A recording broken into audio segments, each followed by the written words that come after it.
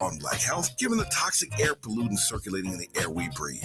So, as part of this year's climate campaign, we're honoring Black doctors and leaders in healthcare at our annual Black History Month luncheon, Friday, February 28th at noon. If you would like to join us, just go to our KBLA 1580 website and register for your chance to be our guest at the luncheon. We'd love to see you. And in case you haven't heard the news, KBLA Talk 1580 was just named one of the semifinalists for the American Climate Leadership Awards 2025. Caring about the climate, caring about the community, changing the conversation. We're KBLA Talk 1580, and we don't black down.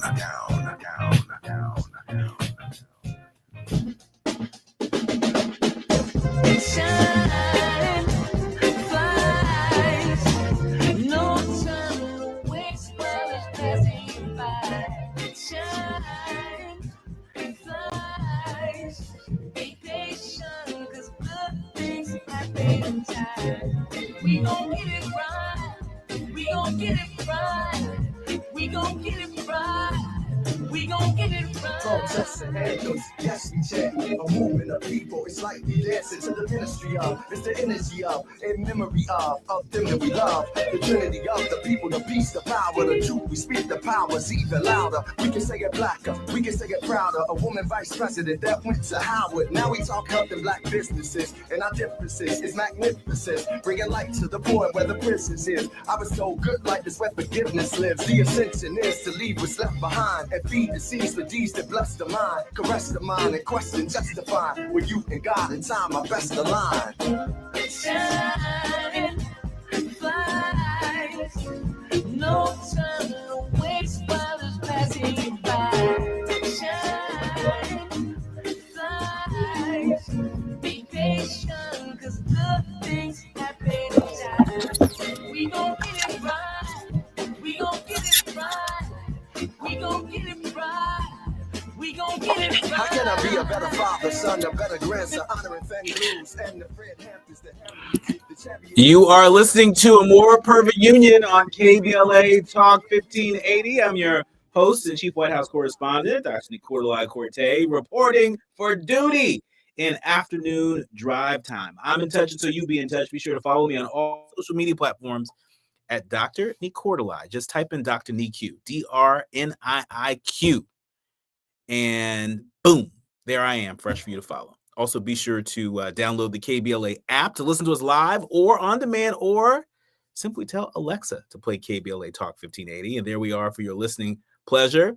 If you want to take a look-see at who we're talking to, you can always stream us on YouTube or go back a little bit later and check us out on YouTube. Just go to the KBLA 1580 YouTube page, and there we are every afternoon drive and then some.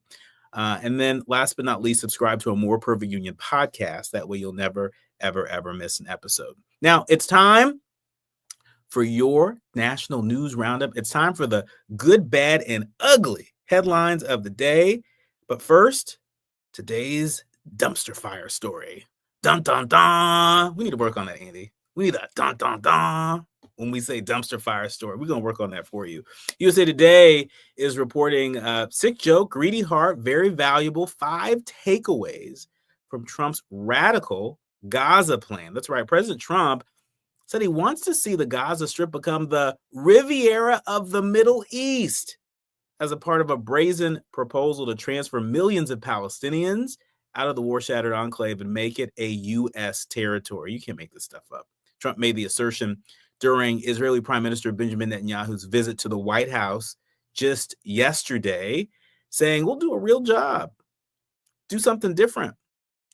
Some Trump watchers wondered if he was being serious. If he is, his remarks not only amount to the most radical U.S. policy shift on the Israeli-Palestinian conflict in recent history, but the idea may also breach international law. U.S. partners and officials around the world have denounced it. And guess who? The most important folks who are part of this equation? The Palestinians. And so we'll see if his bark is bigger than his bite when it comes to trying to take over Palestinian territory and make it a U.S. territory. moving along in other news, the Supreme Court may hinder access to particular HIV prevention drug that has saved a lot of lives. Supreme Court may hinder access to this HIV prevention drug. Some people call it the gay sex drug. USA Today has said that there are a number of people, like hundreds of thousands of Americans, that are taking PrEP. It's pre-exposure prophylaxis. That's what PrEP stands for. And a lot of Americans take it daily, and by doing so, it reduces the risk of contracting HIV through sex by 99%. By 99%. But the Supreme Court may soon stop requiring insurers to cover PrEP and other preventative medical care services for free, pending the result of a case regarding the Affordable Care Acts that they're set to hear. It stems from a group of Texas small businesses that don't want to, quote, encourage homosexual behavior, prostitution, sexual promiscuity, and intravenous drug use. That's what they say. The case could render it cost prohibitive for many who rely on it. The news, of course, has ignited a whole lot of different opinions on social media, ultimately revealing that people within and outside the gay community hold all kinds of views on sex and what constitutes it as risky or dangerous. The arguments aren't new, but they highlight that the stigma around gay sex and HIV is still very real. The disclosure illustrates that we still live in a cycle of stigma around sex behavior, period. That's what Benjamin Goldman, who's a licensed mental health counselor, had to say. And so this is an intervention that has made a big difference in a lot of people's lives. It has no doubt saved lives. Whenever you're talking about any intervention, not only is it a question of access, but it's a question of affordability. And PrEP is accessible to a whole lot of people who may otherwise be at risk because it's affordable. And so, again, if they can do this to PrEP, then think about other drugs that might make a major difference in your life and that may make a major difference in the lives of people you're in community with. And so we're going to continue to keep our eye on that. But kick in the teeth. That's what disabled federal workers fear.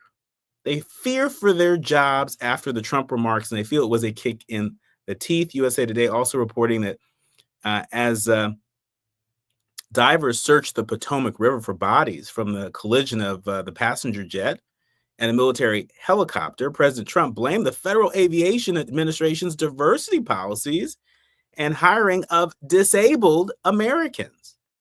In a news conference about the worst air crash in the U.S. in 2 decades, Trump claimed that the agency was actively recruiting workers who suffer severe intellectual disabilities and psychiatric problems and other mental and physical conditions under diversity and inclusion hiring initiatives. The remarks made without evidence, no surprise there, touched off anxiety and frustration among federal employees with disabilities, many of them military veterans.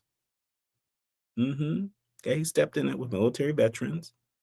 18 people from agencies across the federal government and around the U.S. said that Trump's remarks are a troubling sign that his administration does not share the federal government's longstanding commitment to remove discriminatory barriers for people with disabilities and give them an equal crack at federal jobs for which they are qualified.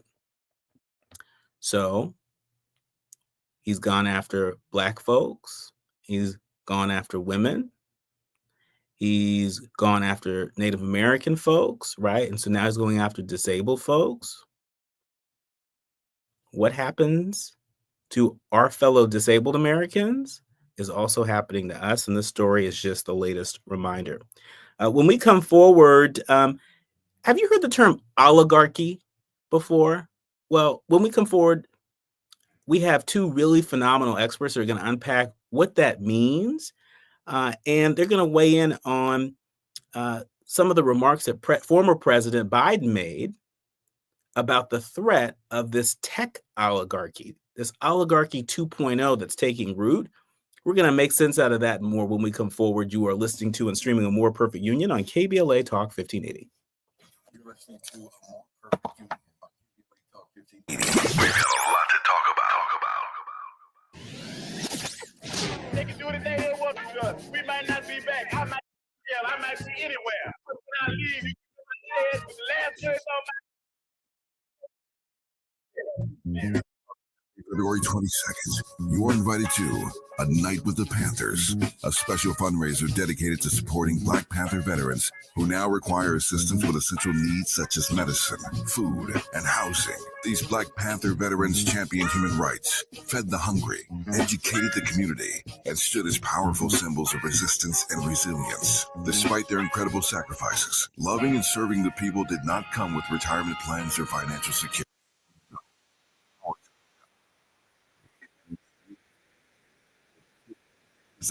You can help by attending and supporting A Night with the Panthers, Saturday, February 22nd, 6:30 p.m. to 10 p.m. at the Project 43 Team Post Center, 6841 Crenshaw Boulevard, Los Angeles. For more information, contact Black Panther Party Breakfast at gmail.com or call 707-554-2784.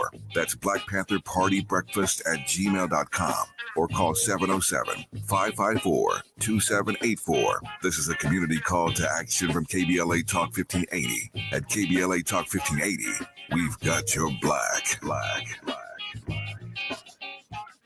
Texting privacy policy and terms and conditions posted at textplan.us. Texting enrolls for recurring automated text marketing messages. Message and data rates may apply or apply stop, opt out. Individual results may vary. Consult a doctor prior to use. If you've struggled to lose weight in the past, this important message is for you because you could lose as much as 50 pounds or more with Zelfie. Zelfie makes it easy and affordable to get weight loss treatment 100% online. Zelfie providers can prescribe FDA-approved GLP-1 weight loss medications clinically shown to help people lose weight, like Wegovy, Zepbound, and others. Plus, help get the medication covered by insurance, so it's as little as $0 a month. The doctors are super helpful, and the meds have been a game changer. It's the first program I've had success with. Before Zelfie, I was unable to lose weight, even though I was eating healthy and exercising 6 days a week. Zelfie helped me not only lose weight, but I feel so much better. Text GOAL to 200-300 to get started today with Zelfie and see if weight loss medications like Wegovy or Zepbound are right for you. Don't wait. Text now for a link to your exclusive offer. Text GOAL to 200-300. That's GOAL to 200-300. GOAL to 200-300. Hit me! National News The Consequence. Informed opinion.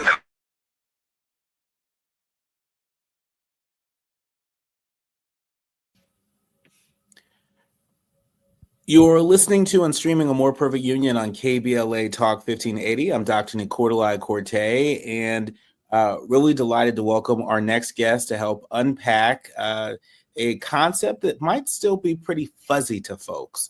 How often have you heard this term oligarchy? Well, if anybody was paying attention to the final Oval Office address of now former President Joe Biden, you heard him warn about oligarchy 2.0, the warning of really wealthy people that were becoming entrenched, not just in our politics, but in the very institutions that touch our everyday lives. And so to help us sort of connect the dots and make sense out of it, I'd like to welcome Daniel Kinderman. He's an associate professor over at the University of Delaware in comparative politics and international relations. He specializes in corporate social responsibility with a geographic focus on Europe, and has written and spoken about the topic. Welcome to the show, Daniel. Thank you. And also Chuck Collins, who is the director of programs on inequality and common good at the Institute for Policy Studies, where he co-edits inequality.org, and he directs the Charity Reform Initiative at the Institute for Policy Studies. Thank you for joining us, Mr. Collins. Thank you for having me, Doctor. And so such an important topic. Daniel, please kick us off with helping us to understand real basic, what is an oligarchy and what risk does it pose to everyday Americans? Thank you very much for having me on here. I'm delighted to join the show. So oligarchy derives from the Greek word oligarchia, from oligoi, few, and archein, to rule. So it's a system in which a small group of people have very significant power and influence. Essentially, this small group controls the state and its citizens, and I think that provides the answer to us. Are we a country in which we want a small group of people to control our state and its citizens? And I think the answer most of us will give is probably not. I mean, yeah. I mean, I certainly don't, want to be controlled by anyone. But how did we get here? How did we get here? And Chuck, I want to bring you into the conversation because you have written about topics related, particularly around inequality. Your book, "The Wealth Hoarders: How Billionaires Pay Millions to Hide Trillions." Also, "Born on Third Base, a 1%er makes the case for tackling inequality, bringing wealth home and committing to the common good." I mean, you've written a lot on the subject. How did we get here?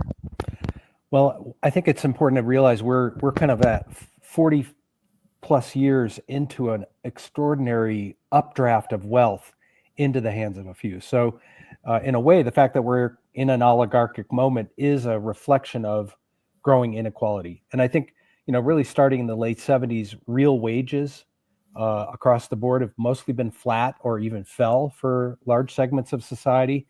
And huge amounts of wealth went to the top 1%. And in the last 15 years, I would say it's going to the top 1/10 of 1%. So we're seeing the growth of billionaires. And in 1983, there were a dozen billionaires. Now there's 800 plus US billionaires with combined wealth over 7 trillion. So it's a substantial concentration of wealth. And I think, Dr. Kinderman's definition is exactly right. Rule by a few. Some people, Jeffrey Winters, who wrote a terrific book on oligarchy, says that Aristotle's initial formulation was rule by a wealthy few.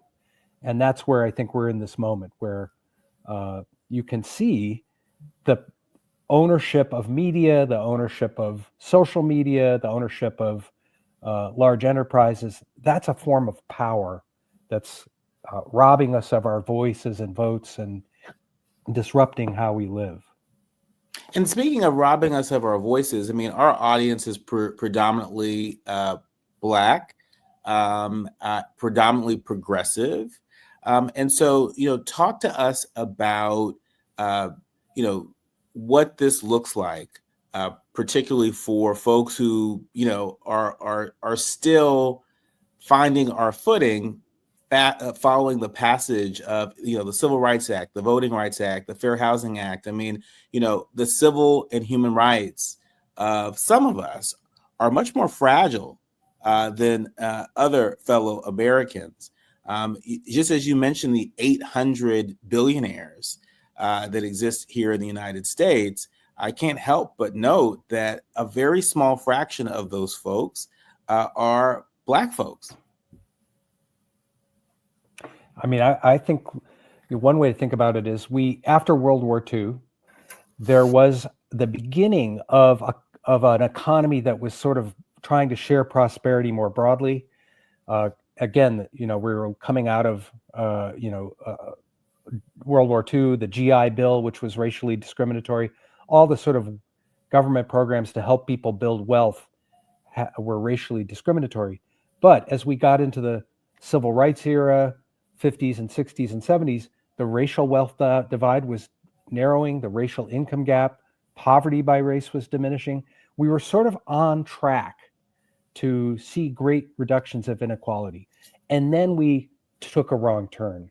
And it's important to say a society that concentrates wealth in the hands of a billionaires is the same economy that leaves people behind and doesn't address the deep inequalities, the racial wealth divide being one great example of that.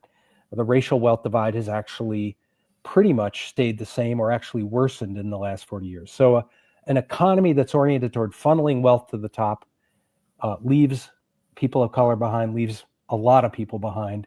And that's part of the dynamic of this oligarchy. Daniel, I've got to ask you this. President Biden likened the current situation to robber barons and industrial monopolies of the 19th century. We know that folks like President Trump and House Speaker Mike Johnson, among other leaders on Capitol Hill, have welcomed alliances with these tech CEOs, particularly Elon Musk, contending that their ideas will help to make government more efficient. I want you to sort of unpack this myth around efficiency, this idea that if only we turn government over to quote unquote business leaders, will we have a more efficient government? I always say efficient government for whom? Right. Yeah, you're exactly right. Just one, to add to what Chuck already said here, these oligarchic tendencies have been obviously at work for a long time. And the reason why people of color, African Americans, Black people in the United States have been at a severe disadvantage is wealth is inherited. Right. And if you're late to the game, like you're only able to even accumulate wealth for not that long time, not that much time, you're at a severe disadvantage in this race, in late stage capitalism or hyper capitalism that we have right now. So and obviously things are getting even worse now. Concerning efficiency, the efficiency point, as you said, efficiency for what? To what ends? I don't think anyone's going to say inefficiency is good, but efficiency to benefit whom? And I think that is the big question here. We don't want an inefficient government. Clearly, no one is going to support that. But I think the question is, whose needs does the state support? And I think that is where things are becoming quite obvious. Who's supposed to benefit and who isn't going to benefit from certain policies. I think it's not hard to see when you see what is being done right now.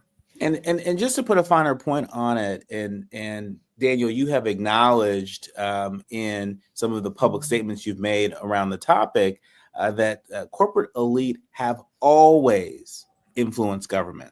So that's not the problem. The problem isn't with corporately influencing government, but you noted that the country is now on an uncharted path. We're heading into uncharted territory because the current top CEOs have more control over the public discourse. What do you mean by that? So obviously this new technology, the technology we're using now, it's not all bad, right? It is actually quite fascinating what we have in the realm of the internet, social media, digital devices. That is constructing our reality to a large extent. We're getting it from this realm, and who controls it and to what ends, right? Who benefits from it? I think the big concern here is that if control over this is highly concentrated, the ultra rich or a small group of people who have a very particular view of the way they want society to be, if they control this, I think that is unprecedented. Because in the past, at least the elite their control was mediated. It wasn't unmediated access. Like Elon Musk now has unmediated access to the innermost realms of the government, probably without any legal justification, right? I don't think he's on firm legal ground doing this. And that is really unprecedented. And it's obviously very dangerous. Chuck, we know that speaking of Elon Musk, I would also add Mark Zuckerberg, Meta, to the conversation. We know that they have scaled back. They've removed content moderation tools against misinformation on their social media platforms, following criticism from Trump, who was banned from their platforms after the January 6th attacks by that pro-Trump mob on U.S. Capitol Hill. Connect the dots for us in the fight against inequality online and offline. How do the actions of folks like Musk and Zuckerberg exacerbate inequalities that are showing up online already? Well, yeah, just to underscore what Professor Kinderman said, we're moving from the wealthy influencing to the wealthy capturing our governing systems. And you can see in these big high tech companies who are dismantling their diversity, equity, and inclusion programs as well. It's a form of anticipatory obedience. They don't want to be in Trump's line of fire. They're afraid of him. He has wielded power in ways that have harmed their businesses, but their reluctance to sort of stand up and say, we are powerful as well. We're independent. We're not going to fall prey to, these, there are companies like Costco who've said, we're going to keep our DEI commitment. We're raise our wage floor. We're going to operate in a different, these tech barons could also do that. So I think it is fueling the wider inequality when these companies kind of cooperate and don't see that they're part of a countervailing push to reduce inequality. And some companies have done that, and a lot of them are falling into that trap of subservience to the current president. Speaking of presidents, we know that when President Biden delivered that very rare Oval Office address in the final weeks of his presidency, really warning our fellow Americans very much in the same fashion as Dwight D. Eisenhower, former president, warned against the military-industrial complex. Biden warned us against essentially the tech-industrial complex. Talk to us about public pushback. We know that right after President Biden delivered that address, we know that according to Google data, 8 of the 10 states that saw that, the searches for oligarchy, rose pretty sharply. I would note a number of red states in particular. But here we are. Not even a month into the Trump presidency. My sense is that we're not seeing the kind of public pushback that would be warranted given how quickly the tech oligarchs are seizing power, seizing control, dare I say, hostile takeover of what used to be independent government agencies. I would say I think it's a confusing time. There's so much coming at us.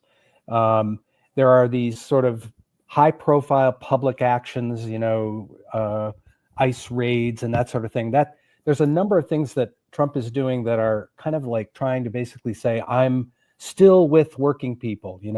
I'm going to fight foreign aid. Foreign aid has always been this like bugaboo with conservatives, even though it's like 1% of the budget and has an overwhelmingly positive impact globally on economy and society. They've always sort of attacked that. So they're these kind of like symbolic attacks that I think are keeping the base happy. But I think at some point people are going to be like, does an economy organized by billionaires benefit me?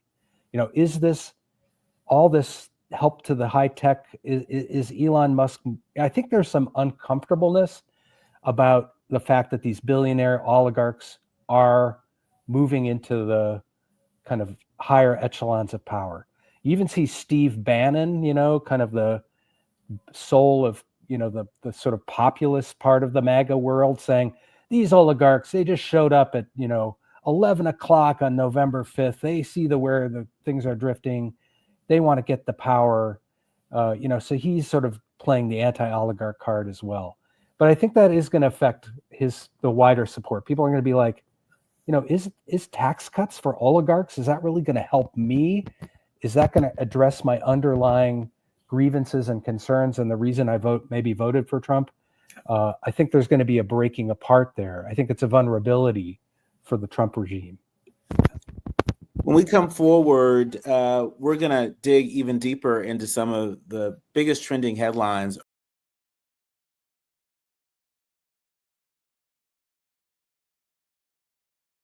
When we come forward.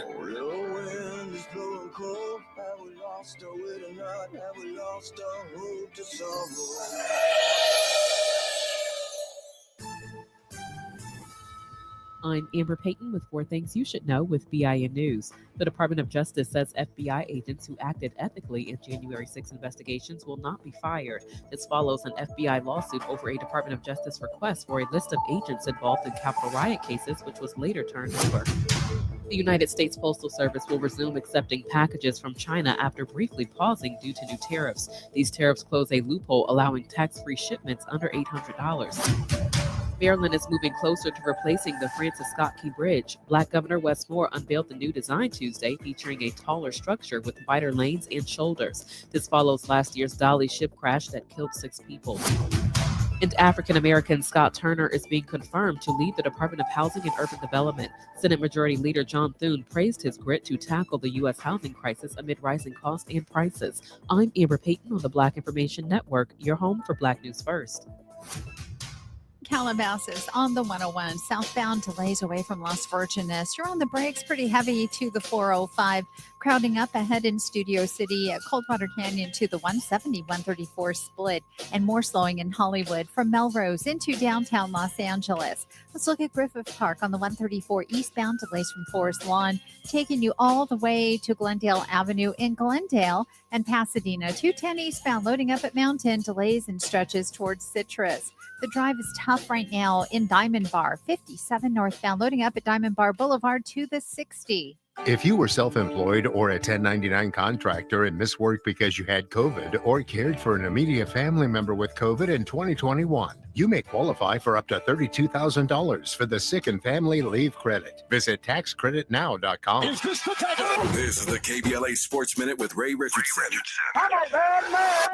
Kansas City Chiefs quarterback Patrick Mahomes is a co-sponsor of the HBCU Legacy Bowl, an all-star football game featuring players from HBCU schools. The game serves as a showcase for HBCU players to get exposure from NFL scouts and player personnel directors. This year's Legacy Bowl is February 22nd in New Orleans at 1 p.m. Pacific time. NFL Network will have live coverage. The Legacy Bowl also includes a career fair for HBCU students. Other Legacy Bowl sponsors include Coca-Cola, Allstate, Adidas, and Coors Light.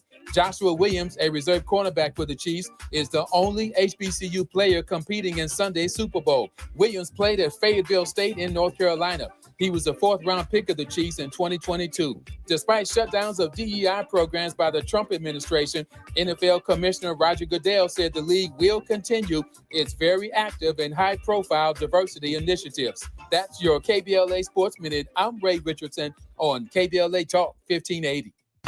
It's KBLA Talk 1580's 3rd annual Black History Month luncheon, and you're invited. This is year 2 of our climate justice work, and this year's $2 million 12-month campaign is all about linking and combating the relationship between climate and Black health. We already know that these wildfires will leave in their wake even greater inequities, including negative impacts on Black health, given the toxic air pollutants circulating in the air we breathe.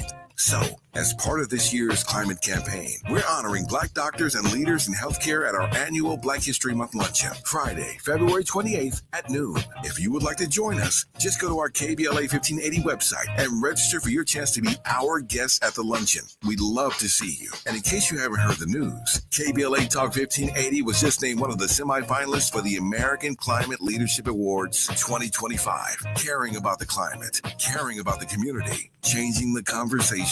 We're KBLA Talk 1580, and we don't black down. I feel so alone. I'm embarrassed to talk about it. How can I help my kid if I can't help myself? I can't remember when I wasn't stressed.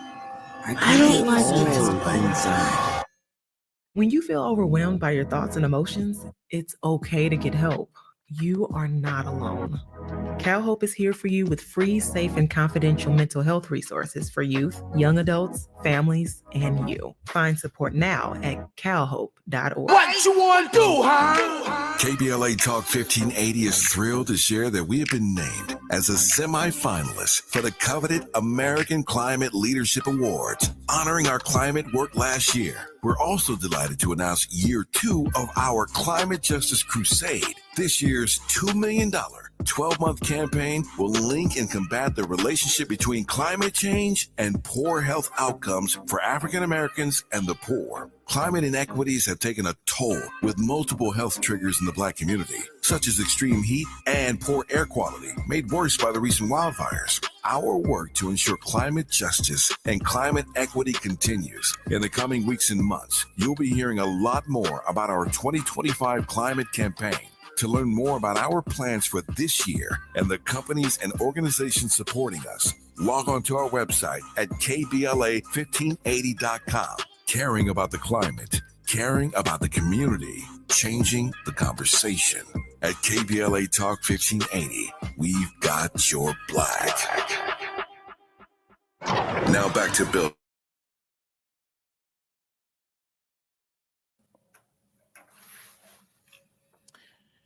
You've been listening to and streaming A More Perfect Union on KBLA Talk 1580. I'm Dr. Nii-Quartelai Corte, your host and White House correspondent, and really delighted to be in conversation, one of the most important conversations we can have right now, with Daniel Kinderman. He's an associate professor over at the University of Delaware, and Chuck Collins, who is the director of programs on inequality and the common good at the Institute for Policy, where he co-edits inequality.org. We've been talking about oligarchy. Basically, we got our oligarchy sort of 101.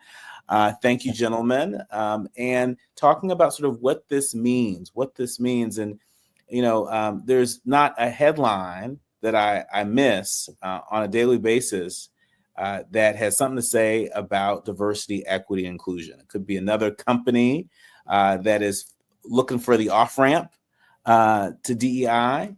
There are a few companies, to your point earlier, Chuck, like Costco, that are staying the course, but we are in troubled waters. Daniel, I know you have written about similar topics. One of your journal articles entitled "The U.S. Chamber and Chambers of Commerce Respond to Black Lives Matter: Cheap Talk, Progressive Neoliberalism, and Transformative Change?" ? Where are we going? Where are we going in this fight to preserve a consciousness around diversity, equity, and inclusion in our work? Is it going to get worse before it gets better, Daniel? Thank you. Geez, this is a grim moment. I think it's very, very grim where we are here. The article, by the way, which is open access, I don't know if there's a way to share the link with anyone who might be interested, was written at a time of hope. After George Floyd was murdered, there actually was some movement that took place, and some of it was just cheap talk bullshit, basically, right? A fair amount of bullshit, but some of it was meaningful. There's some stuff that actually mattered. And I was very sad to report just a couple of days ago that the U.S. Chamber of Commerce, that had its Equality of Opportunity initiative led by Rick Wade, who's a good guy. Rick is a good guy. The page is no longer live. So I feel that they've fallen into line with so many other organizations, companies, chambers of commerce that are moving. They don't need to do this. Equality of opportunity is something Americans believe in. Everyone should have equality of opportunity. Achieving a level playing field is important, it's necessary, and they should not have dismantled or rolled back or paused that program. But I fear it's getting worse right now before it's going to get better. It's not pretty out there. It's not good. Chuck, you wrote a book called The Wealth Hoarders: How Billionaires Pay Millions to Hide Trillions. You've also written another book, Born on Third Base: A One Percenter Makes the Case for Tackling Inequality, as well as bringing wealth home and committing to the common good. You've written a lot about the subject. Are sort of the multimillionaire and billionaire class on the left, are they doing enough to counteract the work of the millionaire and billionaire class on the right? Well, I think you're going to start to see some of the billionaires actually stepping forward in opposition to the drift. You already saw Michael Bloomberg step forward and say, okay, if Trump is going to pull us out of the Paris International Treaty on Climate Change, I'm going to step up and fund our participation. There's a lot of private business leaders who are not going to, and that's going to be important, that they maintain their independence. Bill Gates recently has come out and said, he's appalled by what Musk is doing. It's unprecedented to see a white South African bazillionaire, the richest person in the world, really occupying roles in government, not not since the 1920s when Andrew Mellon became the Treasury Secretary, have we seen an oligarch step in that way into government. So, I think you're going to see some alarm, and I think they'll also carve out some independent space. They're going to be companies that say, we're going to stick with diversity, equity, inclusion. It's the best business policy we can. It's going to be how we keep talent, how we expand insight, how we, have companies that reflect the whole country and society. So we need to sort of support the courageous, not the companies that are showing how thin their commitment really is by cowering in front of President Trump and the sort of PR attack that he's launching. Daniel, just earlier today, while there are reports that the Waffle House, and who's not a fan of the Waffle House, right? There are reports that the Waffle House is adding a surcharge because the cost of eggs has not come down, right? Interestingly enough, the person who ran for president who said, I'm the one who's going to bring your everyday costs down, the cost of eggs and bacon and gasoline and all of that. No signs of that, but these executive orders that are empowering power grabs within government and these executive orders that are at war with DEI seem to be the priority. I would add to that, NBC News is reporting that the White House is preparing an executive order to eliminate the Department of Education, according to sources familiar with the plan. We know that President Trump cannot unilaterally abolish a federal agency without the approval of Congress, but it's not stopping him from moving forward. Talk to us about how just the optics of this, create an environment where folks feel pressured to agree with.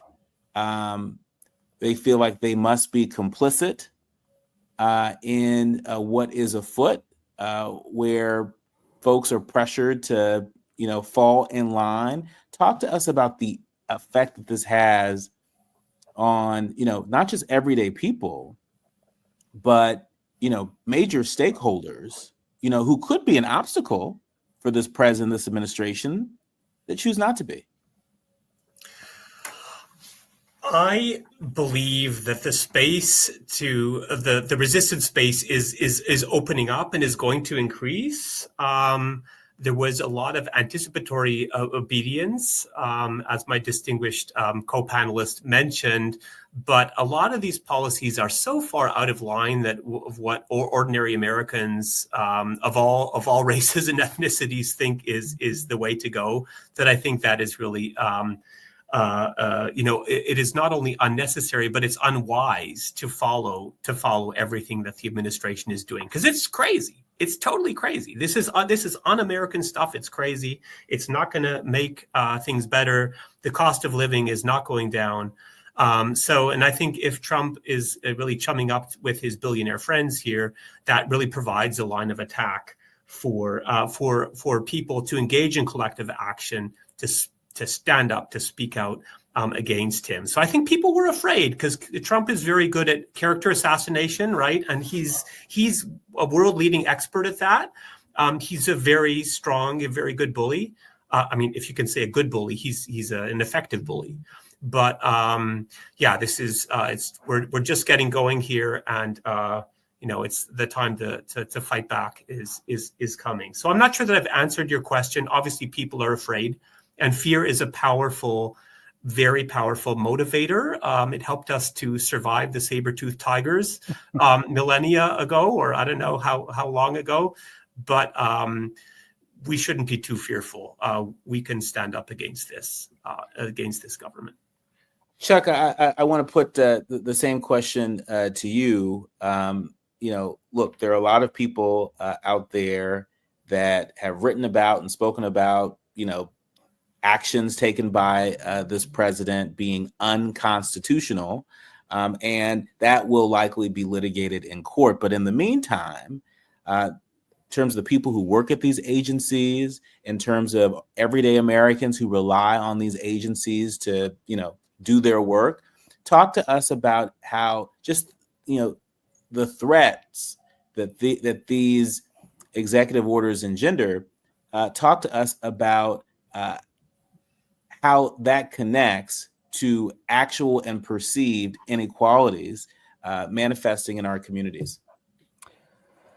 I think what we're seeing in the first couple of weeks here is just a flood of policies and chaos, and that's actually Trump's governing model, is to create chaos and confusion, push people onto the defensive, scare people, bully people, and I think it's going to have real disruption. It's going to have real impacts on people's jobs, on their ability to get services they need.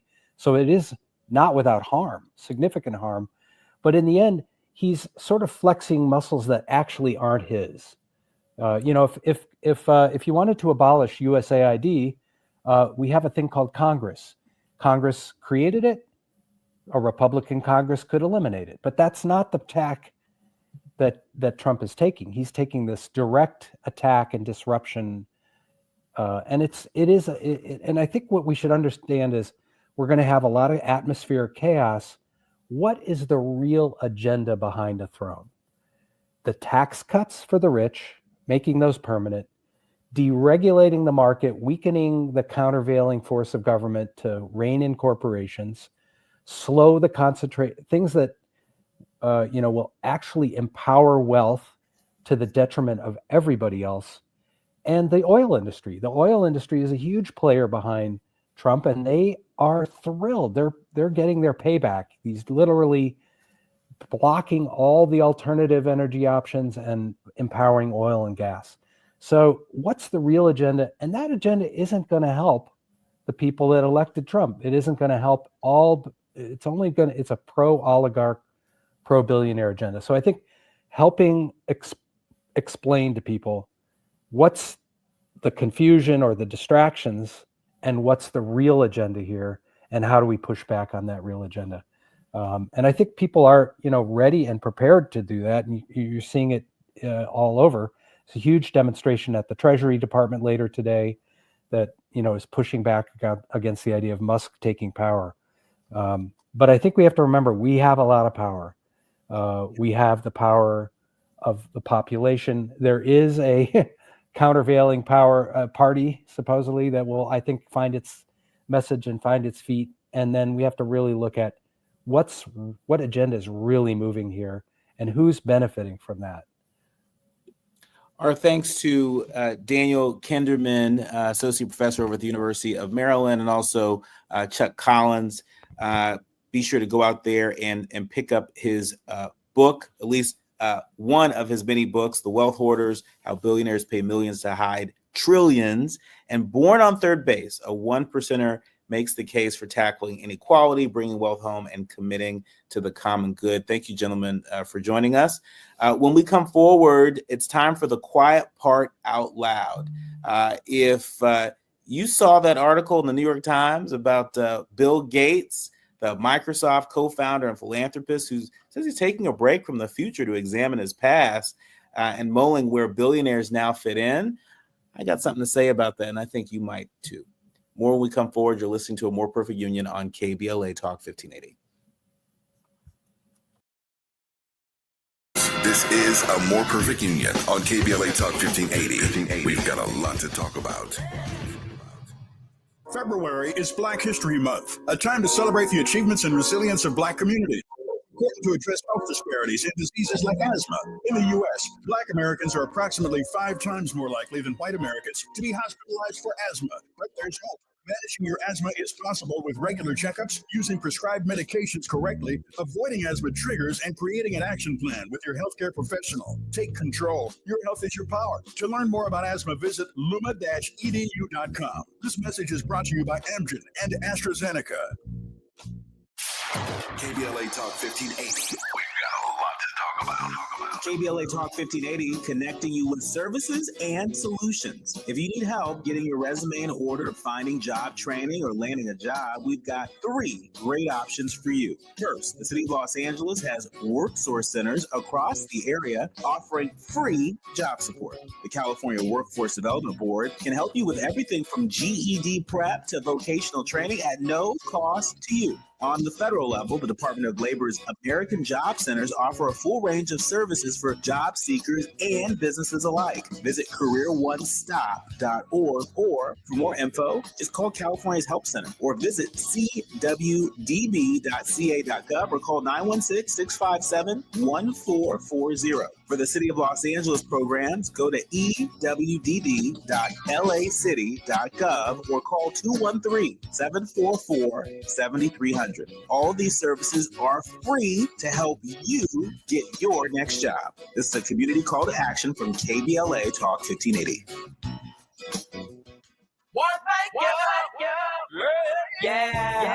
The California Crusader newspaper would like to thank all of our subscribers for their support throughout the years, proudly serving the South Los Angeles and South Bay areas for more than 40 years. The California Crusader is a multicultural, Black-owned, adjudicated newspaper that focuses on providing newsworthy information to the people in our community. We're constantly looking for ways to assist businesses in our community to connect with our subscribers. We provide low-cost, effective ways to promote your business with our reasonable and affordable advertising rates. You can participate by suggesting, sharing, and submitting your stories on the California Crusader newspaper Community Share Facebook group page, or visit our website at cal-cruise-news.com. That's calcruisenews.com. Then click on the Submit Now button located on the top right corner of the homepage, or text CCN to 42828. Again, text CCN to 42828. The California Crusader newspaper, working together to build a better community for our future. Subscribe today. We face tragedy, but we don't fall.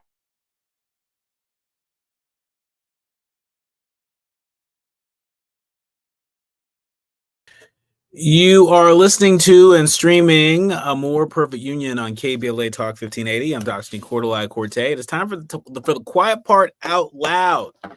And I recently saw an article in the New York Times about Bill Gates. And the headline read that Bill Gates isn't like those other tech billionaires. The older he gets, apparently, the more Bill Gates is surprised by what the world dishes up.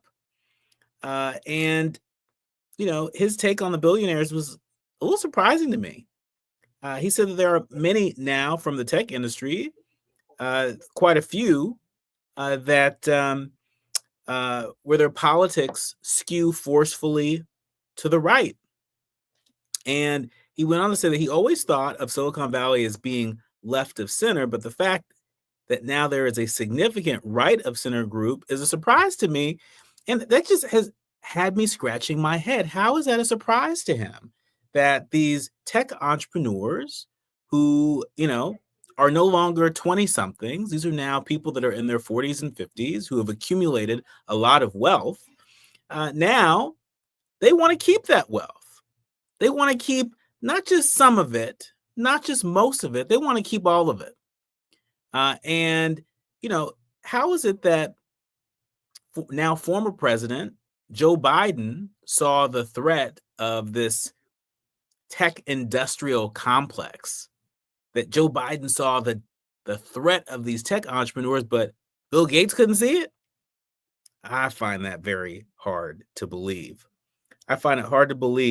And so when I saw him on the Today Show responding to Elon Musk's attack on USAID, again, with that same sort of sense of surprise, it's like, how are you surprised? You know, I think it was the great Maya Angelou, Dr. Maya Angelou, who said to us, when people show you who they really are, believe them the first time. And part of what we have seen just in a few weeks, we'll just start with this year. Part of what we have seen since the top of this year are a lot of tech leaders and entrepreneurs sort of ditch those espoused values. For years, we've heard these tech entrepreneurs, these tech leaders defending the ways by which they moderate content on social media platforms to keep people safe online. You know, and we've operated in good faith, believing that folks were doing the best that they could. We've heard tech entrepreneurs and tech leaders talk about creating a safe place on the internet, at least on their platforms, for folks to do business and for consumers to navigate safely, including young people. We've heard these tech leaders and tech entrepreneurs say that they want to be a place where all people, particularly those who have been historically marginalized, where they can exist on their platforms and not have to be subject to hate speech. Now, all of a sudden, it seems like they're tripping over one another to ditch those espoused values, to ditch their diversity, equity, and inclusion programs, to ditch their commitments around creating a diverse workforce and having a diverse supply chain. Remember, just a couple weeks ago, President Trump announced that that $500 billion AI super project. Remember that? Well, what's that project going to look like if Black folks and other folks of color, other minorities, don't have a chance to participate in that in any meaningful way as suppliers, as deciders at the table, and everything in between? And so, if you know Bill Gates, you may want to send him a link to not just this episode, but a link to this show. It's a warm invitation to join us on air anytime. But I find it hard to believe that he is so surprised about these tech billionaires behaving the way that they are. Maybe if we acknowledge it is what it is and call a spade, maybe, just maybe, we can begin to address it in a real way. When we come forward, we are switching gears. We are stretching out with a change maker on the ground here in Los Angeles, doing incredible work in the world of publishing and in the world of education. And by the way, she has a lot to say about what is happening to our education system in this country. You're listening to and streaming A More Perfect Union on KBLA Talk 1580. KBLA 1580 Santa Monica. I'm Amber Payton with 4 Things You Should Know with BIN News. The first military flight carrying migrants to has landed from the Defense Department. 10 high-threat individuals are in vacant detention facilities. President Trump ordered the site to prepare for up to 30,000 migrants. The National Transportation Safety Board is investigating a taxiway collision at Seattle